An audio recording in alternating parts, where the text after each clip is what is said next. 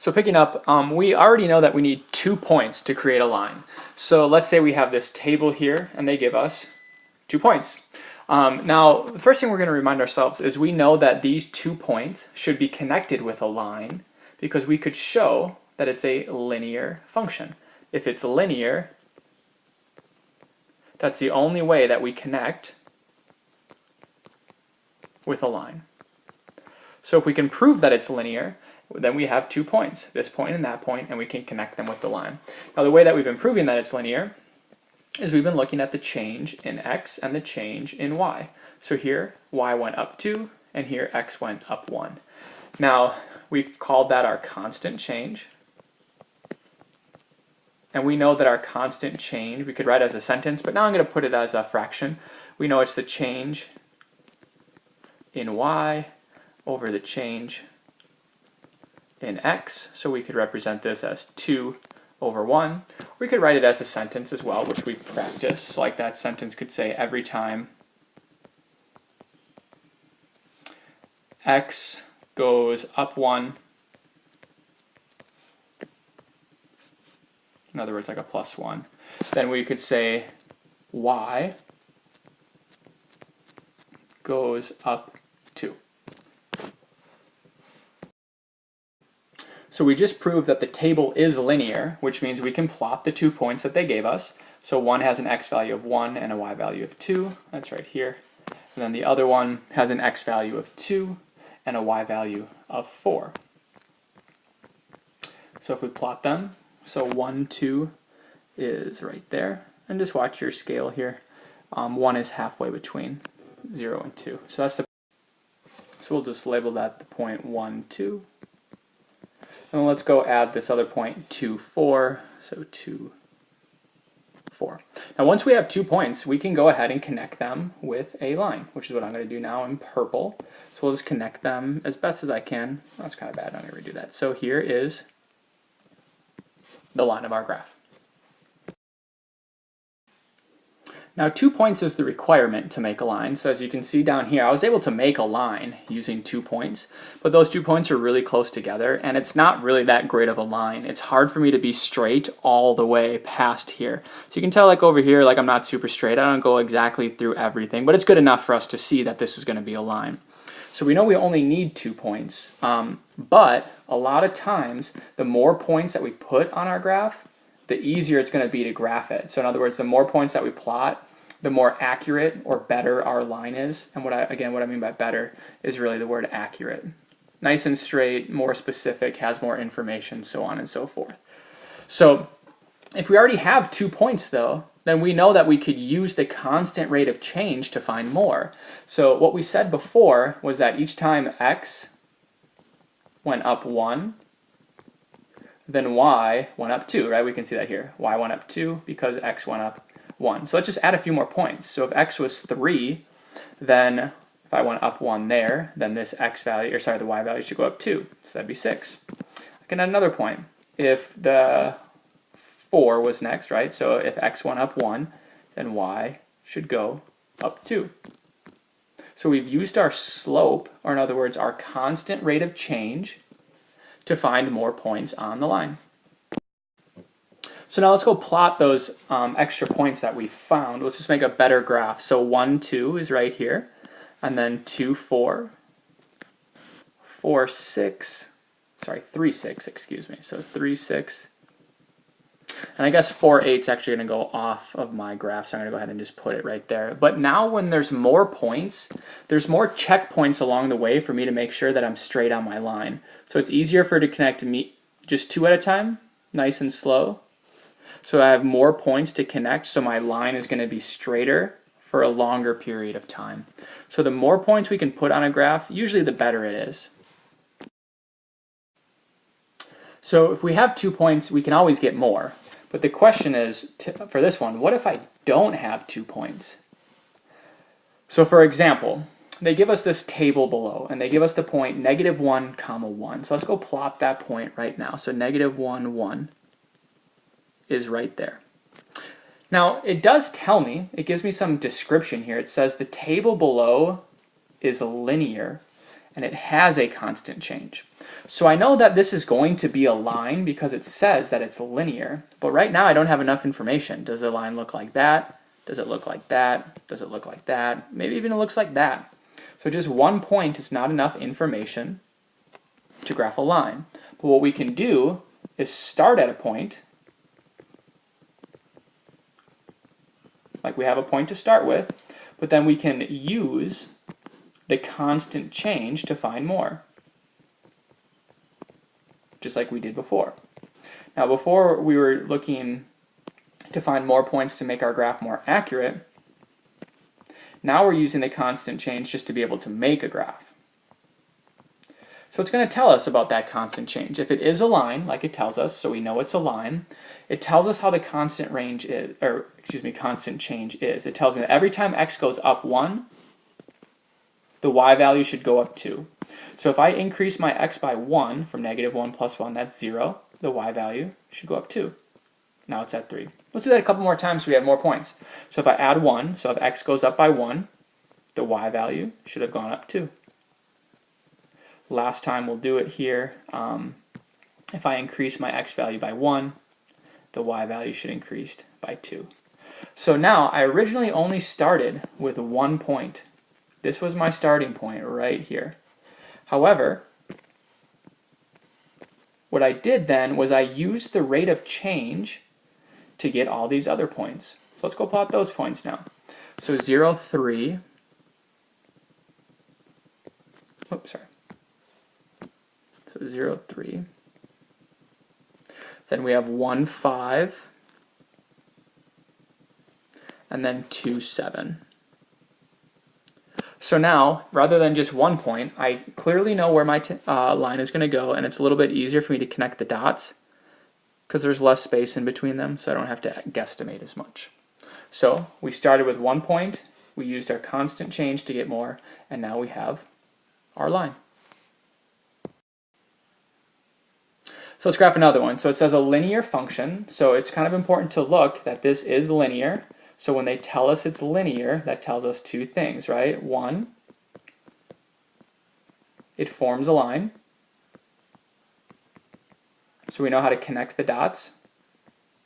We're going to connect the dots with a line. That's one thing it tells us. The second thing it tells us is it has a constant change. So when it says it's a linear function, that's actually really important for us to make sure that we know what they mean by that. So we have a linear function, and it tells us the constant change. It says every time x goes down 1, y should go up 1. So that's telling us how to get from point to point, but we need somewhere to start. So again, where do we start? So we have a starting point. And then we get more points with the constant change. So it tells us the point to start at. It says it has a y-intercept of 0, 0. So let's place that first at 0, 0. Sorry. Now I'm going to make a little table just to help me organize my thoughts here. Now it says the point 0, 0 is on the graph. That's only 1 point though. I need at least one more to make a graph. Hopefully more than one will make it better, but I'm just going to follow the change. It says every time x goes down 1, so if it's at 0, it would go down to -1. The y value should have went up 1. So instead of 0, it should be at 1. Let's do that a few more times. So if I decrease my x by 1, -1 minus 1 is -2. The y value should have went up 1. So now it's at 2. So now I have 3 points. I can easily make a graph with 3 points. So -1, 1 is right there. And then -2, 2 is right there. So I've used my starting point and my constant rate of change to get enough points to make a line. So here it says we have a linear function, so we know that we can connect it with a line, and it does give us a point that's on that line. So it gives us at least 1 point to start with. So if we write that as an xy table, we know that the point 0, sorry, this should say 3, 0. There's a typo on that x-intercept.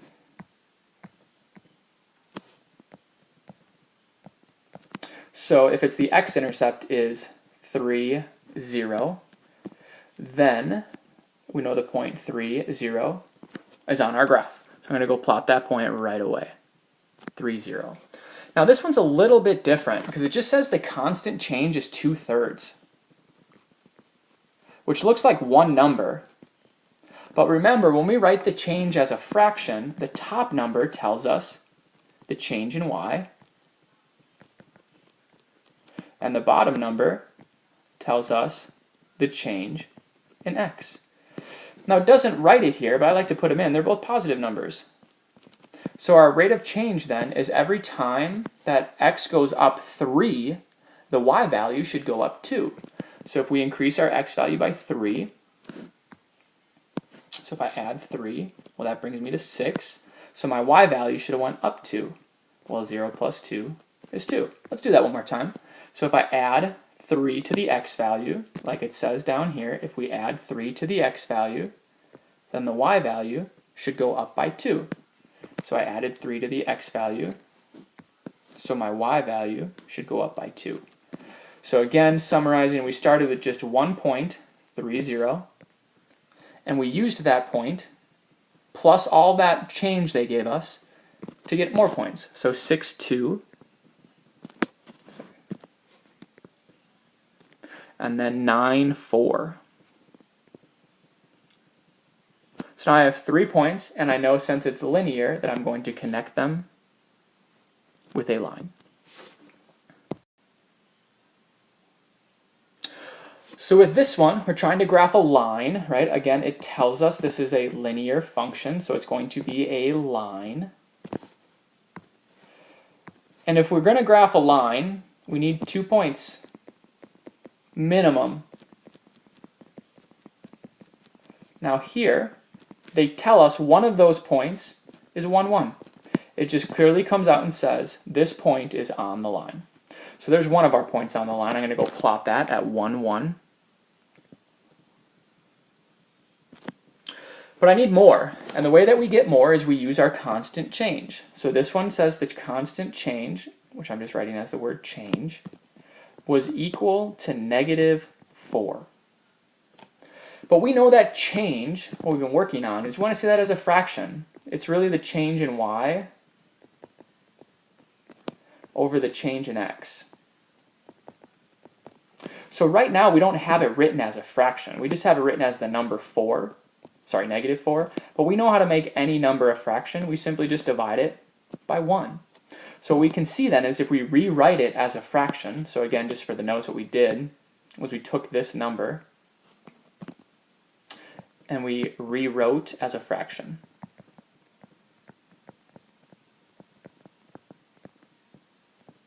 So it tells us how to get more points. It says if we change x by 1, then we should change y by -4. So let's just create our quick xy table.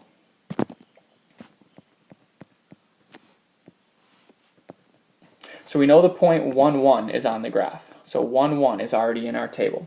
But according to our slope now, if we change x by 1, and notice how it's a positive one, so maybe write in that positive. So if we increase x by 1, so if it was at 1, now we'd be at 2, it tells us the y value should go down 4. So 1 minus 4 is -3. And let's do that one more time so we have more points than just 2. So if I increase x by 1, which would bring me to the x value of 3, then I have to decrease the y value by 4. So I'd be at -7. Let's just go plot those extra points. So 2, -3 is down here. And then 3, -7 is down here. So I have multiple points, and since it's linear, I'm going to connect those with a line.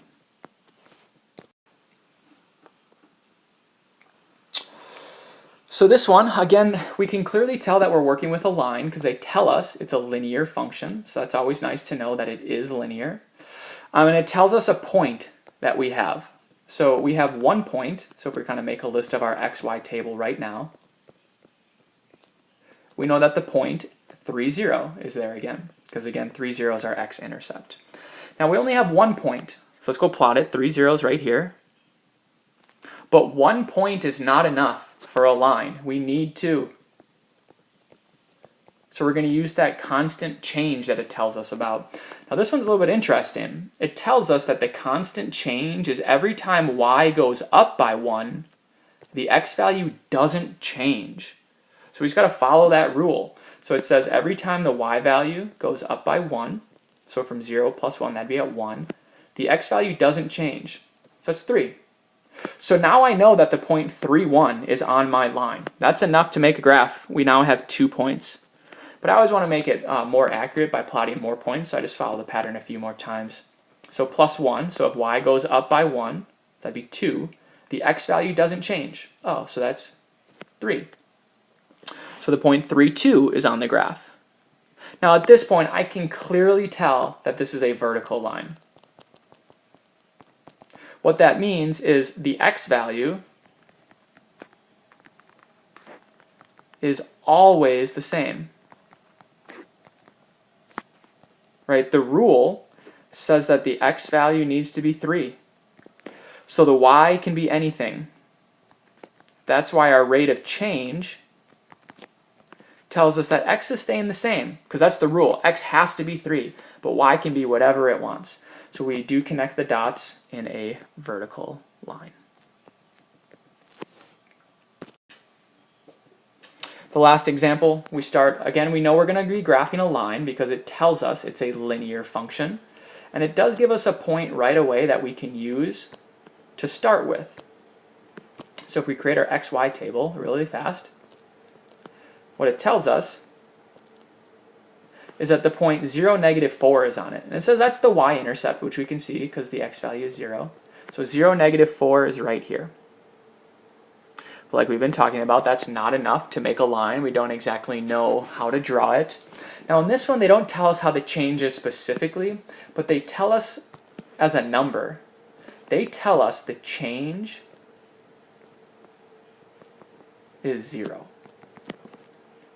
Now, change we want to represent as a fraction. We want that to be the change in y over the change in x.